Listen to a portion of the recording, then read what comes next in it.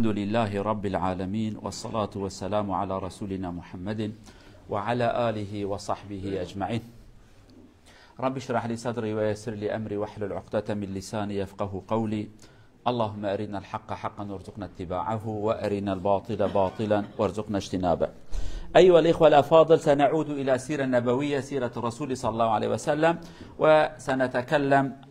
ونبدأ مما انتهينا إليه، وانتهينا إلى تقريبا حجة النبي، حجة الوداع كما نقول. اليوم سنتكلم حول نية الحج والسفر إلى الحج وكيف قضى حجه، وبعد ذلك سنتكلم حول خطبة الوداع بإذن الله تعالى. برايد عزيز، أم بري رمضان حياة پیغمبر مدگو أم سكنين امی آنت سه حیات پیغمبر دست بکن صلی الله علیه و سلم. حیات پیغمبر مگو ام هاتن حتی سال نها کو پیغمبر ابو بکر صدیق شاند حجه و پاشجی ام بجن هدی پیغمبر صلی الله علیه و سلم صحابیا شاند گوهرن وی باجاره وی قضای وی گنده اسلام جوان را بجن وان اداره وان بکن زکات وان جوان بسیم دن فقیر، یعنی اسلام بشکل هانه دولت تمل دولت آوید. ام هاتن سالا ام بجن سالا دها سالا که پیغمبر چو حجه علیه الصلاة والسلام. ایرو ام بحث حجه پیغمبر بکن. پیغمبر کنگی نیت خوی حجه آنی و بچه شکلی چو حجه که چه واکی نوکر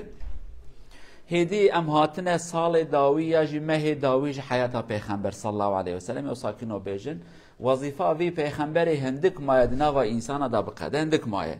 مثلا مهندس کی تشترا مالکی چت که حتی تمام کر کلیت داته ای مهندس خود چه مال خویدی کاری نمایدی. پیغمبر صلی الله علیه و سلم هندک مایه که کلیت تسلیم مبکه هندک مایه هجا خلاص نبیاد تشتکی هندک مایه لی هیدی جملت را دگو از دچمها های وجه هبه از دچم هیدی حتی بر یک هر حجه امی خطبه و حجه هفتاتی بیجن انشاءالله. بر یک هر حجه صحابیه دشان دگو هرن یک جوان صحابیه معاذ کره جبل پیغمبر ویشان نصیحت کرده و بکی اوگو معاذ گو بلکی ام هف ندینن هدی بلکی ام هف ندینن بلکی روز هبت الفی جامیده در باسی در وی قبر تفرده هر قبر من الفرا بدینی و براستیجی معاذ هدی پیغمبر ندید صلى الله عليه وسلم. أمي أنا بعد سايبكن إن شاء الله. طبعا في العام التاسع أو في العام العاشر كما نقول في الحج، النبي صلى الله عليه وسلم أعلن للناس قال أنا أريد أن أذهب إلى الحج. الحجة الوحيدة الذي حج الرسول صلى الله عليه وسلم أعلن في المسلمين وحثهم على أن يلتقوا به ويأتوا معه إلى الحج حتى يقول لهم الكلمات الأخيرة والنصائح الأخيرة وحتى يرونه. هناك كثير من المسلمين آمنوا بالرسول صلى الله عليه وسلم ولكن لم يروه حتى يتشرفوا برؤية النبي صلى الله عليه وسلم ويروه. هناك نور ظاهري وهناك نور باطني حتى يأخذوا النورين من النبي صلى الله عليه وسلم. والنبي صلى الله عليه وسلم يقول لهم الوصايا الأخيرة للإسلام، الوصايا الأخيرة، وبعد ذلك سيودعهم وربما يخبرهم بأنه لن يلتقي بهم مرة أخرى. وهذا ما سنتكلم عنه في الجمعة القادمة إن شاء الله في الدرس القادم. ولكن كان غاية النبي صلى الله عليه وسلم أن يقول لهم التوجيهات الأخيرة والنصائح الأخيرة وبعد ذلك سيودعهم خلاص، لأنهم وصلوا إلى درجة النضج والكمال بإمكانهم أن يديروا أنفسهم ولو لم يكن النبي معهم. فأعلن النبي في المسلمين بأنه يريد الحج وسمع الناس بالأمر واستعدوا للحوق أو اللحاق بالنبي صلى الله عليه وسلم ويذهبوا معه إلى الحج. صال هذا بريا سزون حج، يعني بيجن بشت رمضان درباس بوزان رمضان بشت رمضان شوال مانت شوال بشت ذي القعدة باش ذي الحجة ماها حجية. پیغمبر صلى الله عليه وسلم آدم بشت شوال دمها أفيه هاندا جملات را خبر بلا کرد و گلو انسان اتخواز محرم حجه کی اتخوازه برا مرا ورا حجه هرچی مسلمان کل وان درا بترکی جراد بیجن عربی هرم آداسی بیجن جزیره عربی حتی یمنی حتی مکه و مدینه وان چوله هنه طائف هرچی بونه مسلمان پیغمبر خبر جوان راشاند گو اتشم حجه کی تبرا ورا. يعني طبعا هدف پیغمبر صلی الله علیه وسلم یک نصیحت داوی جوان را بیجه آباد دوی جاره کادی بچعبه خو بدین اوای مسلمان تمام بونه دی وای الحمدلله پیغمبر نوان ده نبیجد کارن خو اداره بکن اوا سيجي پیغمبر دخواست وان انسان اوی بدینن او جی وان بدینه امت هویه ایمان پی آنینه جوانه که شرفا صحابه بونه جوانا چه ببین صحابی مزانی که اوی پیغمبر دیتیه پیغمبر وان دیتیه لسر ایمان جمرنه جوان اف شرفانه جوانا چه به پیغمبر صلی الله علیه و سلم ویش خواست گفت برای نمحب بدینه وی بدینن دیتنا پیغمبر بخود درمانه کیه و بخود تشتکی شرفا کا پرمازنه خودید وی دنیای دا نکر نصیبه ما انشالله دا آخرت دا بکن نصیبه ما ولكن صحابیک پیغمبر دیتنا دبی امجیتر ندبون اوقا خوشک اوقا شیرین اوقا نرم اوقا نورانی حتی اینکه صحابه هنه دبی ما پریا پیغمبر تماشات کرد پریا شیرین و مجانا سر خوات کرد معیب کرد ما تام لمیزه کرد اوقا ساک شیرین بو هناك صحابه هنه دبی قد شعب ما تیر نبو بدیتنا پیغمبر یعنی ما فدید کرد اواکینو تای جانا مرو یکی تماشا که او جانا تشفدی اواکینو تکی دبی ما پریا فدید کرد ما سر اواکینو کرد پر خوشک بو یعنی جمعون وان تشتا تف چه ببین پیغمبر اعلان کرگو از خوازم هرم حجه کی تبرا وره یعنی ایک وره جی هر کس امیر ورن جن ورن زاروک ورن اختیار ورن زنگین ورن فقیر ورن گندی ورن باجاری ورن هر کس ورن مازن ورن بچوک ورن به شکل پیغمبر صلی الله علیه و سلم اعلان کرگو کی تبرا ورن اولا مسلمان اجي خو گرم کرو حاضر کرد طبعا حينما اعلن النبي صلى الله عليه وسلم بانه يريد الحج استعد كثير من المسلمين لأن يحجوا مع الرسول صلى الله عليه وسلم والروايات يقول بأن العدد كان أكثر من 100,000 أكثر من 100,000 120 أو أكثر يعني ولكن ربما لم يكن هناك إحصاء رسمي 100% ولكن العدد كان كبير جدا منهم من التقى بالنبي في الطريق منهم ربما في مكة ولكن عدد ضخم جدا والنبي يمشي معهم وهم عن يمينه وشماله وأمامه وخلفه وهم يكبرون ويهللون والرسول معهم يكبر ويهلل ويمشي إلى بيت الله الحرام پیغمبر پشتوکی اعلان کرد مسلمان هاتن چار عالی طبعا ایکل مدینه گشت پیغمبر پیرا حاضر کرد اوی کدره دا گشتن پیغمبر فقط عالم دبیجن نیزی که 120-130 هزار انسان گشتن هف اوقاسا هنا اكيد بيجن 124,000 يمكن بين 130,000 يمكن بين 110,000 يعني بدأ حزارة بلكي صاد امن زانه یک دو سه چقابو فقط هاويكو كتاب دبيجن و اويكو الويبون وحساب كن نزيك 120,000 130,000 انسان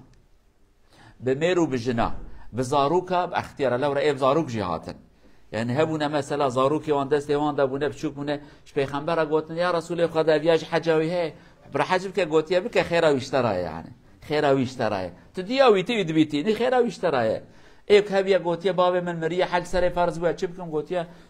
یکی بشین شونه ویده حجه یعنی او قصا جن و زارو که تفد هاتن وی جماره هانه تفد گل پیغمبر و بر خو علی مدینه داد کرن ور حاصل پیغمبر وکا روزه کی نواده و وانش تف استر کن او حساب كصاد حزار 120,000 ميرو جن زارو تبجي أهل إيمان تبجي موحد تبجي دبر لبيك اللهم لبيك وبري خدانا تبي بيخنبر تشين طبعا النبي متى خرج النبي تقريبا خرج في الأيام الأخير من شهر ذي القعدة يعني 4 أيام باقين من ذي القعدة النبي خرج من المدينة وفي الطريق دخل في الإحرام وأخذ معه 100 جمل هدي حتى يذبحه هناك وفي الطريق قال أنا نويت الحج والعمرة نحن نسميه حج المقارن القران الحج والعمرة معا النبي أعلن هكذا ولكن في المدينة قال لو استقبلت من الأمر ما استدبرت لنويت العمرة فقط ولكن عملت هكذا الآن معي هدي ولكن الذي لا هدي معه فليتحلل وبعد ذلك ينوي للحج خلال 8 أيام النبي صلى الله عليه وسلم من مدينة وصل إلى بيت الله الحرام 8 أيام في الطريق وصل إلى هناك پیغمبر صلى الله عليه وسلم ما ذي القعدة يعني ما بشتي آنه بشتي شوال ذي القعدة تقريبا 25-26 يعني 4 روزمانه پیغمبر مدینه درکت تبع صحابیه دنی ویردا احرام خوانی جلی خو احرام الخکر تلبیه خوانی پیغمبر جوان گو من نیت حج و عمره توانیه اون زانن حج سه نیتی بهنه یک جراد بین قیران حج و عمره تبه شکلی هه و تمتع هي نیت عمرت که و حج الفرد حج بتنیت که پیغمبر حج و عمره تبه برانی صد حب دوج بخرانی بوجبون لی بک قربان سر وانجه که في شكل صحابي هريك نيتك يعني پیغمبر گو من نيت عمره حجي آنيه لو رام الصاد حب حيوان بخوراني قرأ سري وانجيكم اجي احرامي درناكم حتى حجي بقدينم دنابا حش روجادا جمك مدينه گشت المدينه نابا حش روجادا امانه بحش ساعات شب اوتوبيزي ابي وقته حش روجادا حش روجادا طبعا نيبي ريدا پیغمبر نيت اخواني لبيك اللهم لبيك ومسلمان اشبراني و حتی چون کتن مکه 8 روز وان در باس بو یعنی 4 روز مایه مها ام بجن ذی القعده خلاص به 4 روز یو بو 8 روز یعنی 4 پاشه 4 ماه حج دا پیغمبر گشت مدینه مکه مکرمه و طواف کرد. وصل النبي صلى الله عليه وسلم تقريبا في الرابع من سال ذي الحجه الى مكه طاف بالكعبه صلى ركعتين عند المقام صفا السعي بين الصفا والمروه ولكن لم يتحلل لانه نوى القران وقال للصحابه الذين لا هدي معهم الذي لا هدي معه فليتحلل ويلبس الثوب الطبيعي اما انا فاتيت بالهدي فلن اتحلل الا بعد انتهاء الحج. فمنهم من تحلل ومنهم من استمر هكذا ولكن النبي صلى الله عليه وسلم قال انا لا اتحلل ولكن قال لو مرة أخرى يكون عندي شانس أو كما نقول أبدأ بالحج لأنوي العمرة فقط ولكن هذه السنة عملت هكذا. پیغمبر هات طواف كر طواف حج نورمال صفا مروة كر درك عسنات غشنا مقام إبراهيم كر صفا مروة كر صحابي را جو أبيكو حيوانا بخورانينا برج عمره بوري خشيكن جي إحرامي دركبن جلي نورمال خوكن هرتش وانا حلاله اما من نيته حج وعمره تفانيه ابي نيته حج وعمرتنا حتى نتش حج عرفه نك حج درنا جري احرام ليبن ام جرد بين حج القيران يعني حتى خلاص بخازي 10 ربع خازي 20 ربع يعني او ساكنه پیغمبر نيته خصاني بو صحابيه بچكي خو گران كر گونا امش گونا وسانه كن گومن حيوان انيه سري حولي بچكي صحابيش خو گران كر يعني گو يا رسول الله قد بچلي درنا كر امش درنا كم گونا دركم من حيوان انيه حيوان من هنا از قربان خودم ايوا قربان واتن حيوان واتن ونسر ونفور خجيكن ونجي احرام دركبن ولا گوداريا پیغمبر كن پشتيكو قصان يعني فتواج براز وهذا بجم امر واتكم گوداري بكن ولا گوداري كرن جي احرام دركتن لويدا پیغمبر 4 روز ما بقى النبي في مكة 4 أيام في يوم الثامن نحن في الفقه نسميه يوم الترويه تروية الذي يذهب إلى منى قبل الحج وهناك يشرب الماء ويجمع الماء يروي نفسه يعني يستريح حتى يستعد يوم العرفة. خرج النبي من مكة إلى منى في يوم الثامن وبقى هناك ظهر عصر مغرب عشاء صبح 5 صلوات صلاها في منى وبعد ذلك انتقل إلى مكان العرفة كما نسميه منطقة عرفات. وفي الطريق هناك مسجد اسمه مسجد نمرة هناك أنشأوا للنبي خيمة فبقى هناك لغاية صلاة الظهر وخطب فيهم وبعد ذلك انتقل إلى عرفة. الذي ذهب إلى الحج يعرف بأن هناك مكان نحن نسميه جبل الرحمة في وسط العرفات مكان مرتفع شوية في حجر أبيض في وسط هذا الجبل الصغير اسمه جبل الرحمة هكذا معروف بين الناس. النبي ذهب إلى هناك قال أنا هنا ولكن الموقف كله عرفات لا تقولوا إلا هنا كله عرفات هذه المنطقة فقط أنا هنا.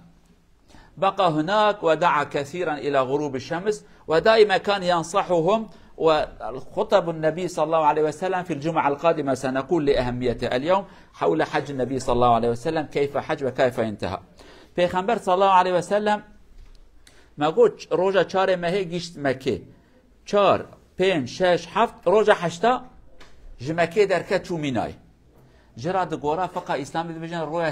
ترویه روجا کد آوه و خوی بین خودت استراحت که یک چونه حجم چونه منای لوید سکنی پیغمبر چو لوی نیورو کلمهش کر عصر المش کر مغربی کر عشاء کر سرس بکر حتی روجا عرفه روجا نها ایوار عیده بکر ماجن روجا عرفه یعنی روجا ایوار عیده او رو سرس به المجا خلوی کر و گوهادم هرن عرفه چون عرفه لویدا جیه که هید بجن جامعه نمیره جامعه که مازن هید لویدا نیوی جامعه عرفه نیوی جامعه ند عرفه ده عرفه منطقه که مازنه جو پیغمبر چادره که لوی بکرن صلی الله علیه و سلم لویدا نیو رو خلمجا خویا نیو روش لوی کر پیغمبر و خطبه کادی جاره قد لوان نصیحتا کر و پشتی کل لمجا نیو رو کر گودای جم هرن عرفه چو عرفه منطقه که پر مازنه 2 مليون 3 مليون 4 مليون انسان كرب كبيكي عرفات و مزدلفه وكنا رحمه جنايه چقا زاروق مازن دوجي فراد بن يعني تدي زاروق زكيت ياخذ حفته عول ونهمه هاجي حتى زكيت ياخذ مازن برحمه ويش بلا مازن به افياج عالم بعرفات و مزدلفه وكا رحمه جنايه فراد به بشوك به يعني مليون كي جهره جيوان هي 3 مليون جهره جيوان عيني وكا عيني زحمته يعني پیغمبر شو عرفه اوك چونا حج و عمره دبید زاند ناو عرفه دا منطقه که هی چیا کی کبرن معرف چه سر بچی ناوی دا دواره کی بجن تشتکی کبره کی بلن کنه دمت رواسپیه فوتوغراف هذا هي يعني پیغمبر شو لوي سكني ناوی الگورا فقط بيد شيء رحمته ای بچوك جبل الرحمه وصل بچوكه پیغمبر گو بني از هاتم الفر فقط فرات تبع عرفات ها تف چد به نبي الا يبرا 2 مليون انسان نكان لبرا بسمش خو تف كبرن يعني پیغمبر گوزات مبرا لورا جي بلند بود خاص ملاتي بدينا ونصيحه الوان بك لو ساكني گوزات مبرا فقط في منطقه تبع عرفات الهر جيت كارن بسكنن وبراسي دماغ مارو چه هر کس نکاره لوي يعني 2 مليون 3 مليون انسان نکاره نوا 300 متر دا بسكنه 400 متر هر اكل جيكي او حدودكو خدای عز وجل کوتی عرفات چن تبدو داد ساكنه پیغمبر حتى مغرب لوي ساكني دعاياتك ودعاياتك وذكرتك ودعاياتك ابانا جي دعای پیغمبر جي پر دعای خوش نيارا بز عبد تمه دست جانا بلند که جانا دست خواکنو ده بردلی خود جانا واکنو که جانا دست خواکنو که او تینا زمان از عبد تمه ربي مني خدای می اس فقيرم تزنگيني دعای پر خوش پیغمبر که یا ربي رحمه خل مبكي ما عفو بكي حتى كتب مغرب پیغمبر لوي عليه الصلاه والسلام دعايات که من ضاع تلفونه دام سمهر مستتين تلفون نمر على التلفون النبي صلى الله عليه وسلم يبقى إلى هناك لغاية المغرب وبعد ما يغيب الشمس ينزل من عرفات إلى مزدلفة الناس هناك ازدحام آلاف الأشخاص النبي دائما يقول لهم على مهلكم على مهلكم على مهلكم لا تتسرعوا لا تؤذوا بعضكم يذهب إلى مزدلفة ويبقى في مزدلفة يصلي المغرب والعشاء وينام قليلا إلى الفجر ويفيق في الفجر وبعد يصلي الفجر وينطلق من مزدلفة إلى مشعر الحرام مشعر الحرام قريب بين مزدلفة وبين منى إلى هناك لغاية ما يطلع الشمس وبعد ذلك النبي صلى الله عليه وسلم ينتقل إلى رمي الجمرات هناك مكان اسمه محسر مكان الذي رمى الله به أصحاب الفيل النبي يسرع هناك يقول هذا المكان قد عذب الله فيه أقواما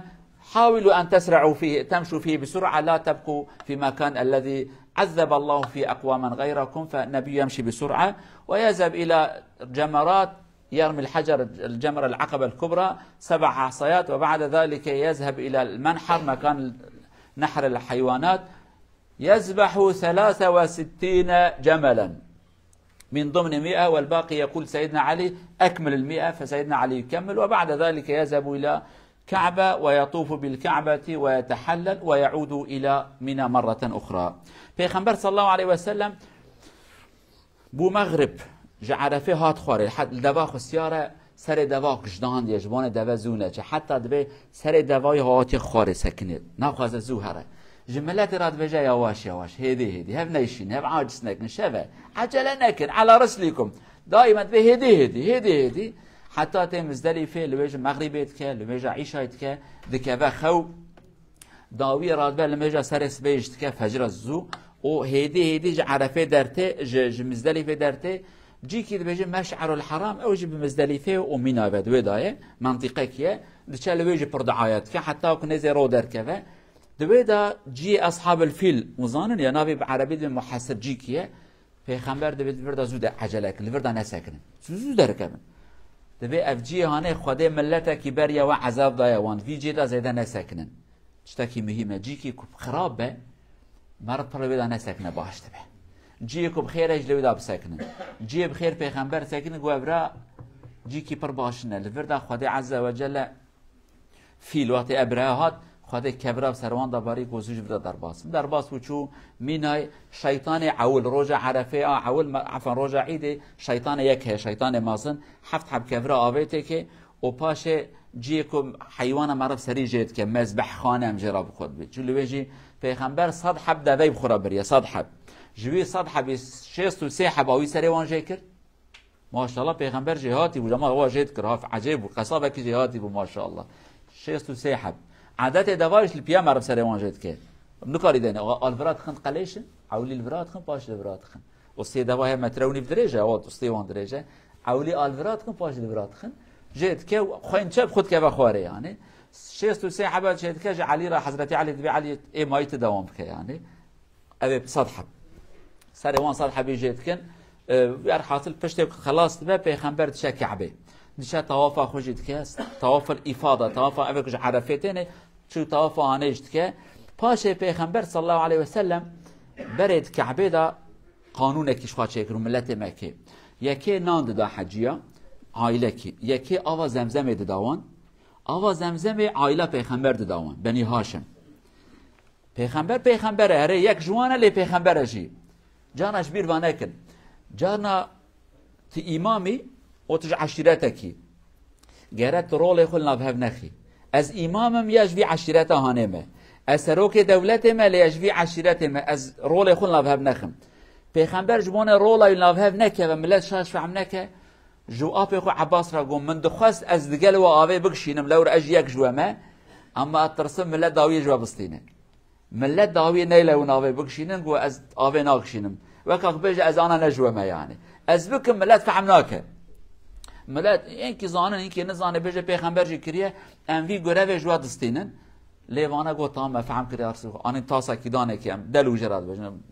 ساعتله کی دانه کی پیغمبر آوه و خوار ور حاصله کلام جارکادی چو مینای به شکل پیغمبر حج خو خلاص کر